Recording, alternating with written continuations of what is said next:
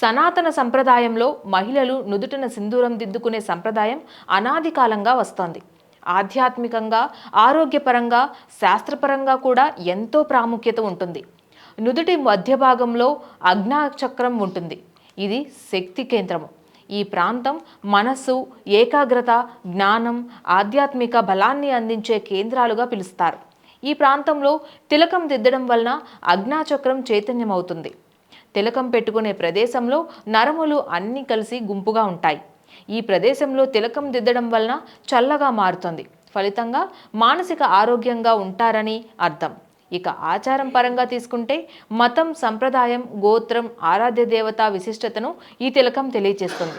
కొంతమంది మహిళలు సింధూరాన్ని భ్రుకుటి మధ్య భాగంలో పెట్టుకుంటే, వివాహమైన మహిళలు భ్రుకుటి మధ్య భాగంతో పాటు పాపిడి వద్ద కూడా పెట్టుకుంటారు. మహిళలు మాత్రమే కాదు, పురుషులు కూడా సింధూరాన్ని ధరిస్తారు.